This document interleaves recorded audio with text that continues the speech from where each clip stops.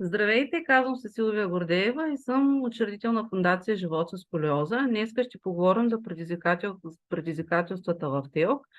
Наш гост е госпожа Любка Ангелова, експерт на ТЕЛК. Също така с нея се срещнахме на форум заедно срещу сколиозата, където разбрахме, че това е една тема, която вълнува всички и смея да твърдя, че това беше лекцията с най-много въпроси от публиката. Здравейте, госпожо Ангелова. Здравейте. Първо да кажа, че при нас през полио децата и с полио войниците ТЕЛК се полага на всички, които имат над 30 градуса изкривяване, 35, и на всичките, които имат импланти в тялото си.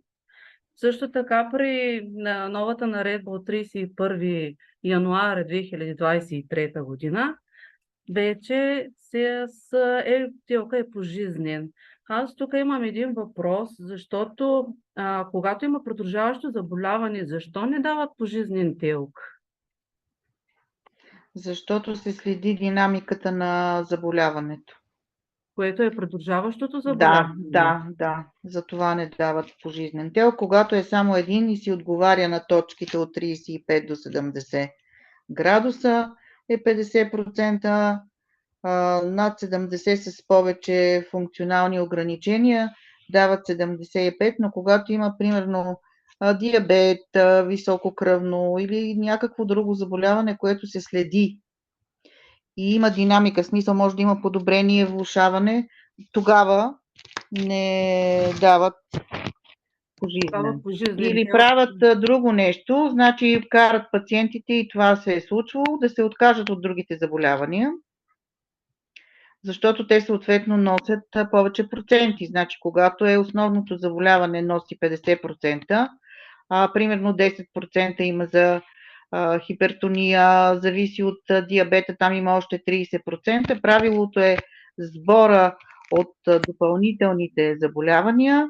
20% от тях се прибавят, примерно 10 хипертония, 20 диабет, примерно говоря, това са 30%, 20% от тях са 6, т.е. ако имаме от 35 до 70% с средностепенни функционални нарушения и дават 50%, допълнителните заболявания носят още 6% и стават 56%. Само че за тия 6% не се полага пожизнен ТЕЛК. И какво правеха до момента? В момента правят едно безумие, разхвърлят всички заявления по ТЕЛК-комисиите и страната. Тоест нямат пряка среща с пациента. Докато имаше такава среща, караха да се откажат. Примерно, отказвате се от хипертония, от диабет, оставате само с сколиозата и ви дават 50% пожизнено. Сега обаче, ако има придружаващи заболявания, процента се увеличава, но не се дава пожизнен ТЕЛК, т.е. ще трябва да се явява пациента отново на всеки 3 години. Или на 2, зависи комисията какво реши. А за децата под 16 години дава ли се пожизнен ТЕЛК? Ами мисля, че не. Зависи пак комисията какво ще реши. При децата има динамика на развитие и функционалните нарушения ги определят по различен начин и с израстването нещата са различни. И затова мисля, че там почти не дават пожизнен ТЕЛК. Да. Поради тази причина, че пак се следят динамиката на заболяването. Ако решим по някаква причина имаме пожизнен ТЕЛК и решим, че имаме продължаващи заболявания, имаме необходимост от тези 6%, за които говорим, можем ли да подадем, за да ни се покачи процента? Значи винаги, когато има промяна в здравословното състояние, независимо дали срока е пожизнен или не, винаги може да подадете заявление за ново явяване на ТЕЛК поради влошаване на здравословното състояние или поради промяна на това състояние. Така че няма проблем да подадете документи, нищо, че е пожизнен, за да повишат процента. Да. Имаше един въпрос по време на форума относно тази 1 година стаж или съответно 5 години стаж. Ако може малко да ни разкажете за този стаж, който е необходим до 25 годишна възраст ли беше? Да, до 30 даже. До До 30. 25 една, до 30, 3 или 5, не знам как го промениха, но има изискване да има трудов стаж, за да получава лицето инвалидна пенсия. И това е изискване от Кодекса на социалното осигуряване. Ако няма възможност за работа, примерно някой наистина е с много висок процент, не може да получава никаква социална помощ ли? Пенсия? Ами не, тогава мисля, че отива на социалната пенсия за инвалидност, която е смешна и е минимална някъде около 360 лева. Което за един болен човек не стига нито за лекарство. Направо е смешно, да. Никакъв начин не може да... Да. Както За съжаление, така са нещата, да.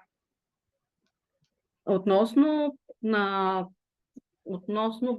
подаването на документи отново за ТЕЛК, да речем 2 години, трябва да подадем отново.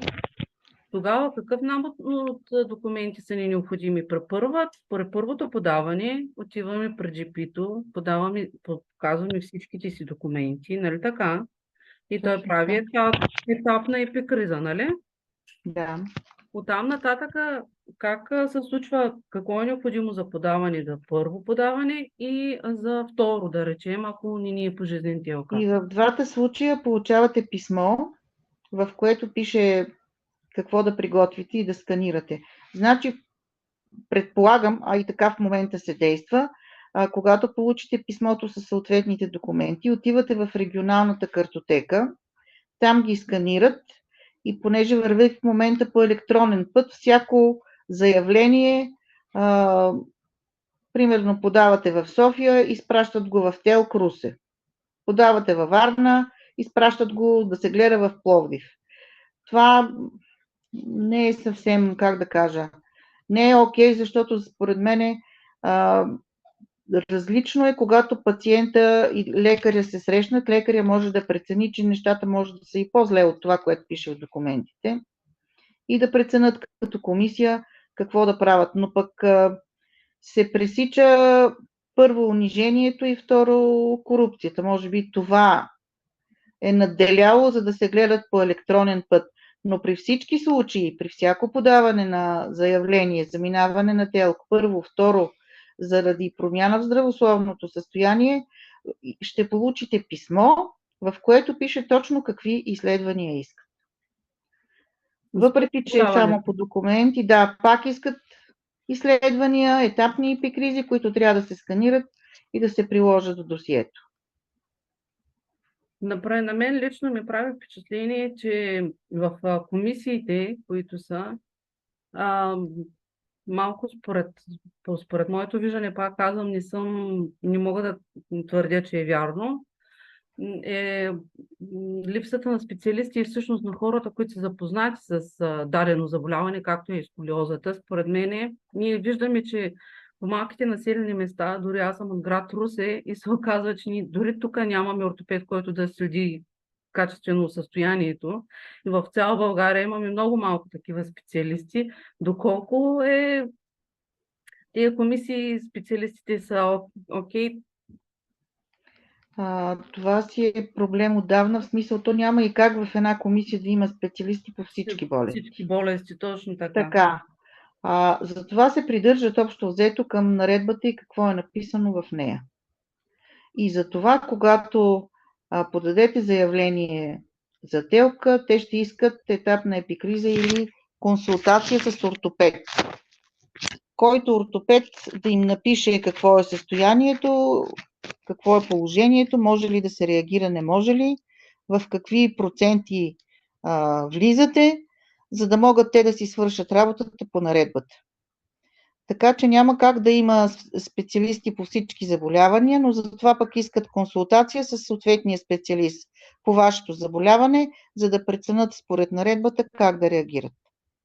Значи в амбулаторния лист при този въпросен специалист, който изберем ортопед в нашия случай, би трябвало тогава ясно изписан ъгъл на код, който го пише че в наредбата точно по този ъгъл на КОП дават процентите, за да могат така и комисията да бъде улеснена.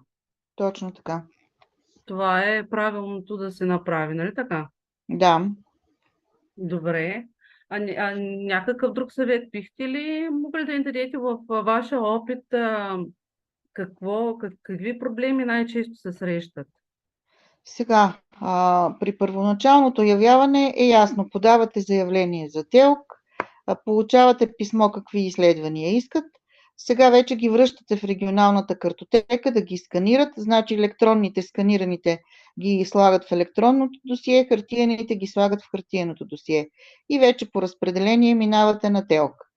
При първото явяване на ТЕЛК трябва да се посети НОИ, за да се подаде заявление, ако имате право на инвалидна пенсия. Трябва да се посети дирекция социално подпомагане за социална оценка на какво имате право със съответните проценти. При второто явяване на ТЕЛК вече нещата се случват автоматично към НОИ.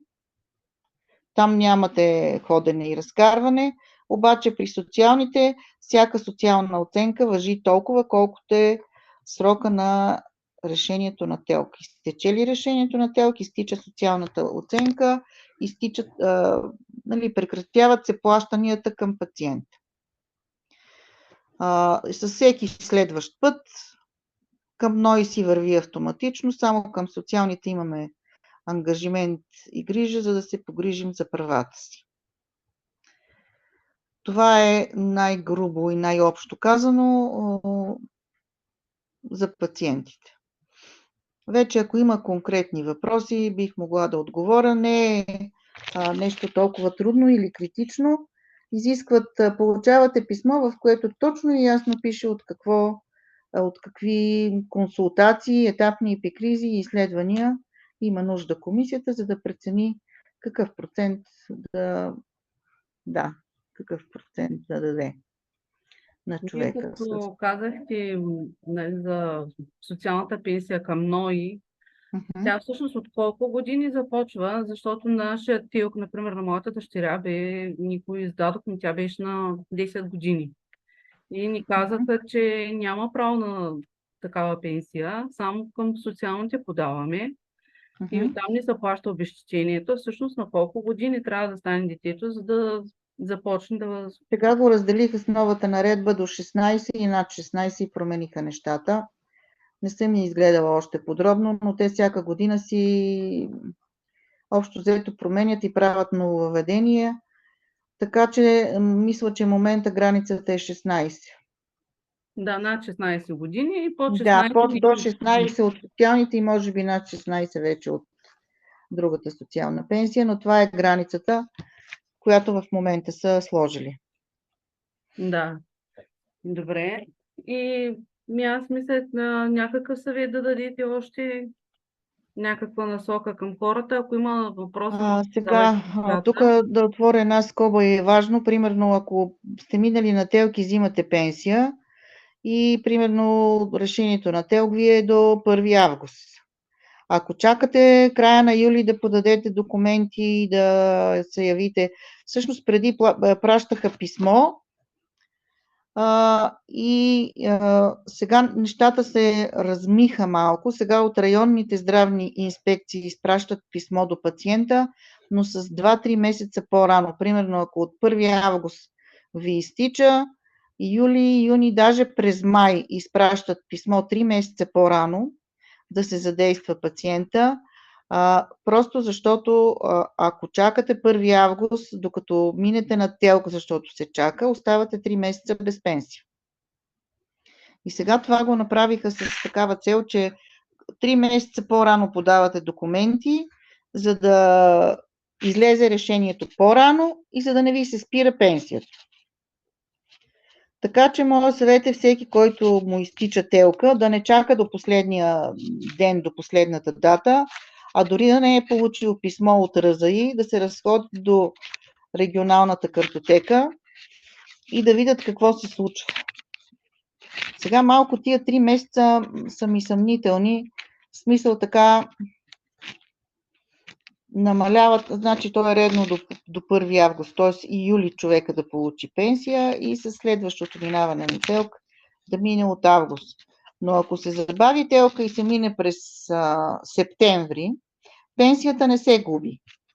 Значи пенсията за август ще се получи, просто примерно като мине човека на ТЕЛК през септември, докато НОИ се задейства и отиде там решението, то не отива на деня, а ги събират за по няколко дни, така че примерно през октомври пациента ще вземе и за август, и за септември, и за октомври, и за 3 месеца, обаче ако разчита на тази пенсия, август и септември остава без пенсия.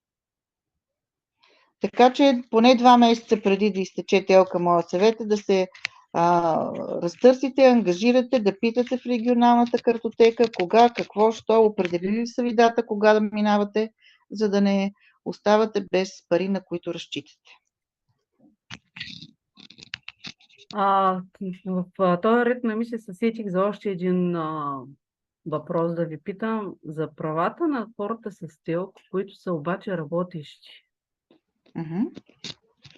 Значи, независимо дали сте работещи или не, ще започна така, защото правата и са пръснати в няколко... Да кажа, че има ТЕЛК. Да кажа ли?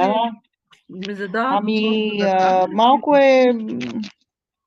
Как да кажа, работодателите не гледат с добро око на хората с ТЕЛК. Първо. Второ, обикновено, когато имаме заболяване, винаги искаме позиция, на която да не се натоварваме, а и винаги в самото решение на ТЕЛК отзад пише противопоказни условия на труд. Дали ще е тежка работа, дали ще е нощна, дали ще е с облъчване, пише кратко, точно и ясно каква работа е противопоказна. Сега тук отварям една скоба. Обикновено, когато работното място не съвпада с дадените показания и е противопоказно, и въпреки, че примерно пациента и работодателя са се споразумели, са се споразумели да работят, значи ТЕЛК принуждава работодателя да освободи работника. Много неприятна история. Не да му осигурят условия, а да го освободят. Да.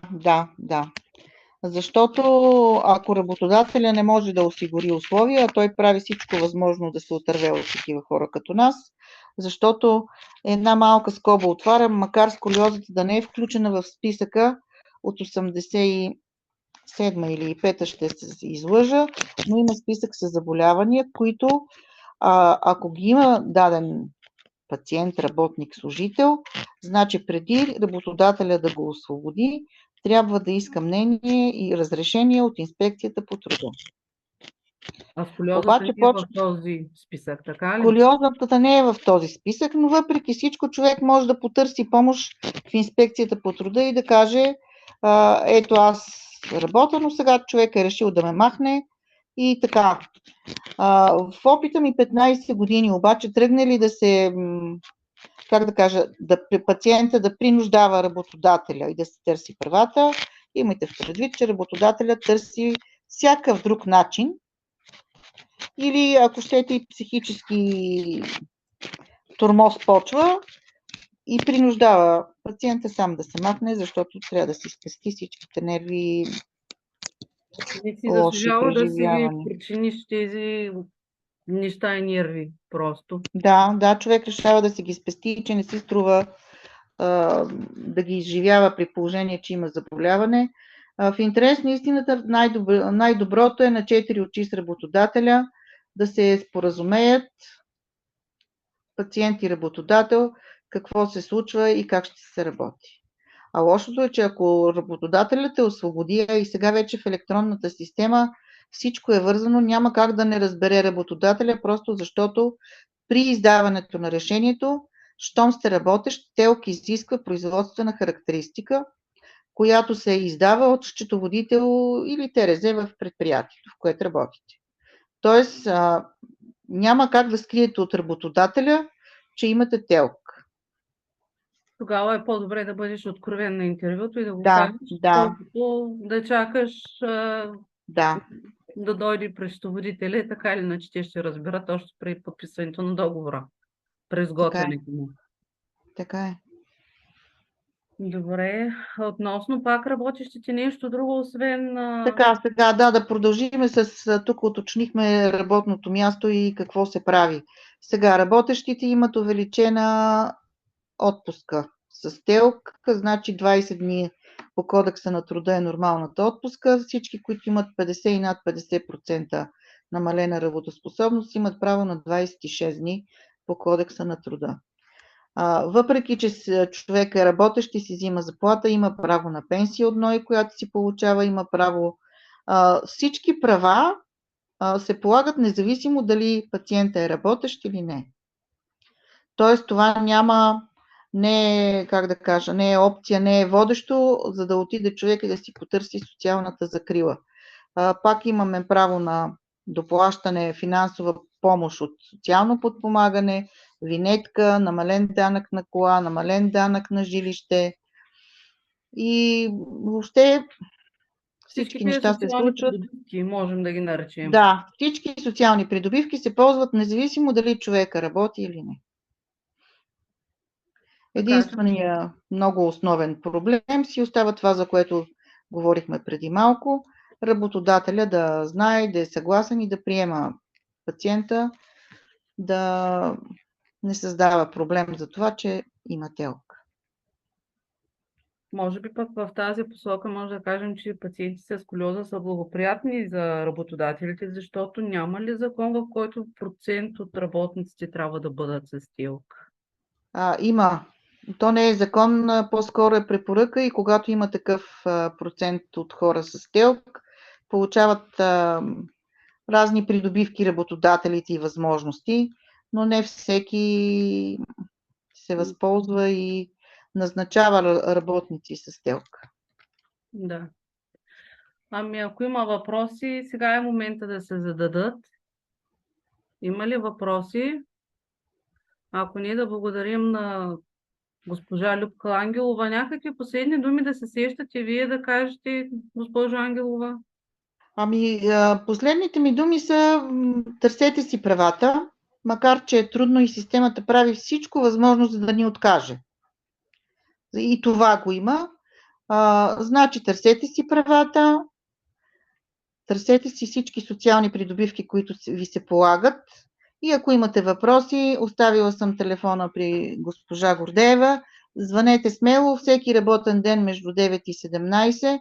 Ако не мога в момента да отговоря, защото отговарям на 3 линии, ще върна обаждане по-късно и ще изговорим всеки един казус конкретно. Благодаря ви много. Довиждане от нас и до И аз нови. благодаря. Благодаря. Благодаря.